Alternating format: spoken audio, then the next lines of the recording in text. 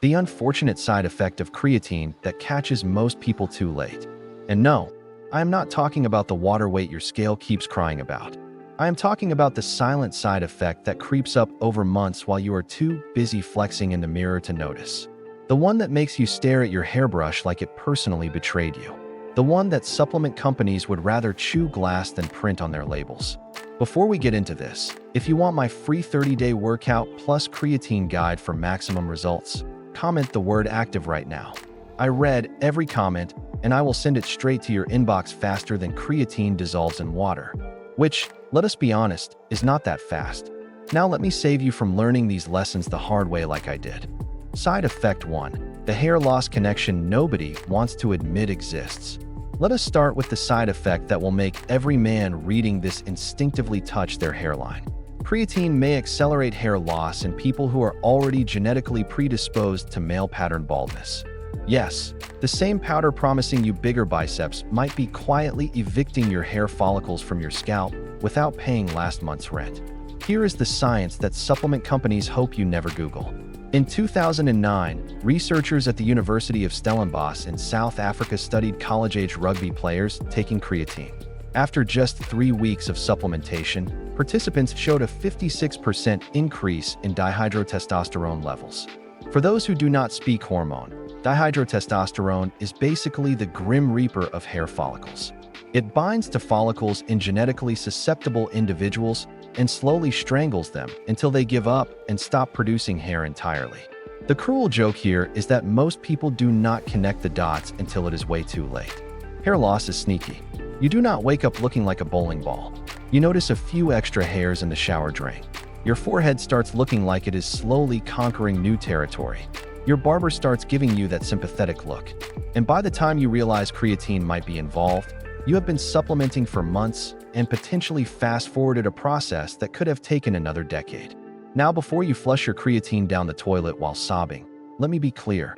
This does not happen to everyone. If your family tree is full of men with hair like Thor, you are probably fine. But if your dad, your grandfather, or your uncles look like they have been fighting a losing battle with their hairlines, you might want to weigh whether bigger muscles are worth potentially speeding up your membership to the Bald Club. The worst part is that nobody tells you this up front. You find out from a random video on the internet after you have already noticed your part getting wider. The supplement industry makes billions from creatine sales, and shockingly, they are not rushing to fund studies that might hurt their bottom line. Convenient, right? But wait, the hair on your head is not the only thing creatine might be messing with. Up next is the side effect that turns your bathroom scale into a psychological torture device. This study did not prove creatine causes baldness, but it showed a hormonal change that can accelerate hair loss in genetically susceptible individuals. Side effect number 2, the non-responder phenomenon that wastes your money. Here is a fun little secret the supplement industry definitely does not advertise on their packaging. Approximately 20 to 30% of people who take creatine are classified as non-responders. That means up to 1 in 3 people taking creatine are essentially flushing their money down the toilet while getting absolutely zero benefit. Let that sink in for a moment. You could be doing everything right, taking your 5 grams daily, staying hydrated, training consistently, and your muscles are just sitting there like uninterested teenagers, completely ignoring the creatine you keep feeding them. Research published in the Journal of the International Society of Sports Nutrition explains why this happens. Some people naturally have higher baseline levels of creatine stored in their muscles already, often due to genetics or a diet high in red meat and fish. Their muscles are basically already at maximum capacity, so adding more creatine is like trying to pour water into a glass that is already full. It just spills over and gets excreted because there is nowhere for it to go. The frustrating part is that there is no easy consumer test to figure out if you are a responder before you start supplementing. You have to actually take creatine consistently for 4 to 6 weeks, wait for muscle saturation to occur, and then honestly evaluate whether you feel or see any difference. If after 6 weeks of perfect compliance you notice absolutely nothing, congratulations, you might be a non-responder who has been wasting money and potentially experiencing side effects for no benefit whatsoever.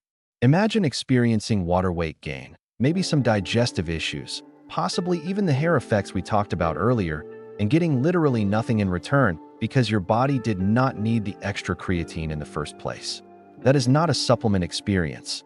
That is a subscription to disappointment. The only silver lining here is that if you are a non-responder, you can save yourself money and potential side effects by just stopping. Your body is essentially telling you it does not need external creatine. And sometimes the best supplement strategy is recognizing when something is not for you. Now, if you have made it this far without your stomach making angry noises, let us talk about the side effect that turns creatine into a digestive disaster for people who refuse to read instructions. Side effect number 3, the digestive disaster that is entirely your fault. Some people start taking creatine and their stomach immediately declares war on them. Bloating, gas, cramping, and a general feeling like you swallowed a balloon filled with regret. This side effect causes a lot of people to quit creatine entirely, swearing it does not agree with them and telling everyone at the gym that creatine destroyed their digestive system. Here is the uncomfortable truth. This side effect is almost always user error, not a creatine problem. The biggest culprit is the loading phase that some ancient bodybuilding wisdom still insists is necessary. The loading phase involves taking 20 grams of creatine per day for the first week to quickly saturate your muscles. 20 grams. That is 4 times the normal dose, hitting your digestive system like a tidal wave of powder that it absolutely did not ask for. Your gut is not designed to process that much creatine at once. When you dump a massive amount of creatine into your stomach, it draws water into your digestive tract before it can be properly absorbed. This creates bloating, discomfort, and the kind of bathroom experiences that make you question all your life choices. The loading phase is also completely unnecessary. Research consistently shows that taking 3 to 5 grams daily achieves the exact same muscle saturation as loading. It just takes a few weeks longer. There is literally no performance advantage to loading, only disadvantages like turning your stomach into a war zone and making you hate creatine before it ever has a chance to work. Other common mistakes include taking creatine on an empty stomach, not dissolving it properly in liquid, or using low-quality creatine that contains manufacturing byproducts your body really does not appreciate. Cheap creatine can contain contaminants like dicyandiamide, which is used in fertilizers and fire retardants. If you are buying the cheapest creatine you can find and wondering why your stomach is upset, maybe consider that you are ingesting industrial chemicals alongside your supplement. The fix is embarrassingly simple. Take 3 to 5 grams daily, mix it properly with liquid, take it with food, drink plenty of water, and buy creatine that does not cost less than a pack of gum. Do these basic things and the digestive issues disappear for the vast majority of people.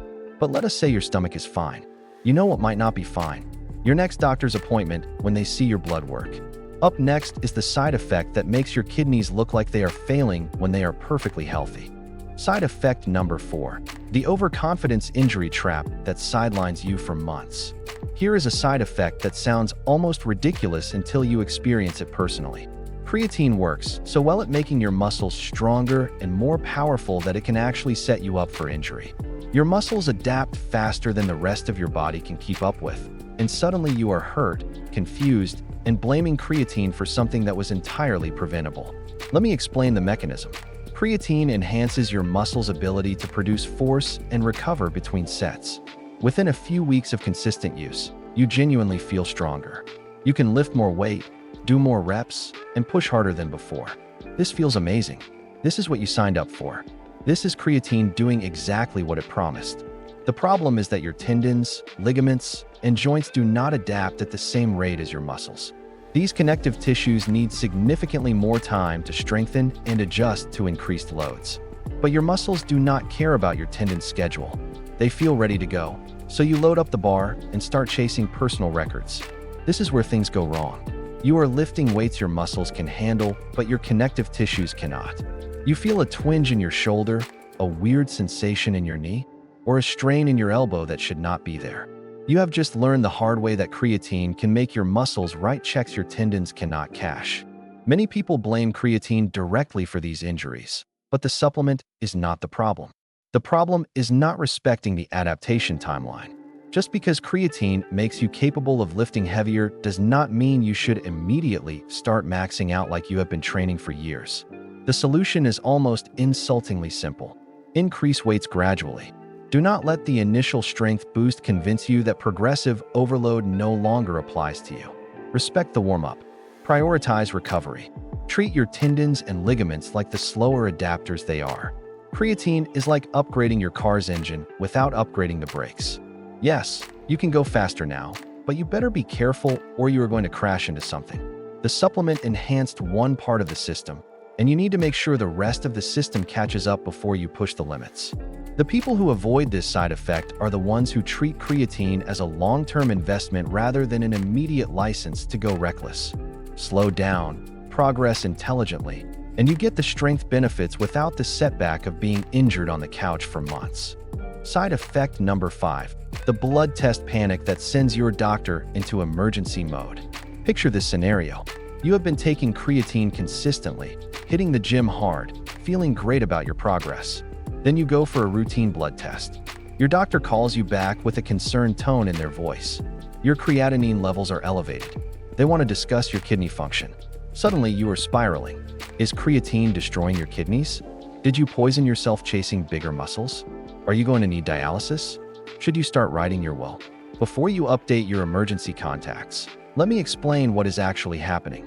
Creatinine is a waste product that your body produces when it breaks down creatine. It is one of the markers doctors use to assess kidney function. When you supplement with creatine, your creatinine levels naturally increase because there is more creatine in your system being metabolized. This is normal. This is expected. This does not mean your kidneys are failing. The problem is that many doctors do not know you are taking creatine, or they do not understand how supplementation affects this particular lab value. They see elevated creatinine, their medical training kicks in, and they assume kidney stress because that is what elevated creatinine usually indicates in non-supplementing individuals. This leads to unnecessary anxiety, additional testing, possibly being told to stop taking a supplement that is not actually harming you, and a lot of stress that could have been avoided with one simple sentence. Tell your doctor you are taking creatine before any blood work. Decades of research published in journals like the Journal of the International Society of Sports Nutrition have consistently shown that creatine does not cause kidney damage in healthy individuals. Multiple systematic reviews have confirmed this. The elevated creatinine is a measurement artifact from having more creatine in your system, not evidence of kidney dysfunction. Now, if you already have pre-existing kidney disease, this conversation changes completely. Compromised kidneys should not be asked to handle additional filtering work without medical supervision. Always talk to a nephrologist before supplementing if you have any kidney concerns. But for the average healthy person, creatine scaring your doctor is a side effect of poor communication, not poor kidney function. Save yourself the panic by being upfront about your supplement use. All right, your kidneys are fine and your doctor has calmed down. But there is still one more side effect waiting for you. And this one happens in the gym where you least expect it. Side effect number 6, the water weight mind games that make people quit. Here is a side effect that has caused more unnecessary panic attacks than accidentally sending a text to the wrong person. You start taking creatine, you are feeling motivated, you are consistent for a week, and then you step on the scale. Suddenly you are up 2 kilograms, and your brain immediately assumes you have somehow gained pure body fat in 7 days despite eating the same food and working out harder than ever. Congratulations, you have just experienced creatine's favorite party trick, making your scale lie to you. Here is what is actually happening.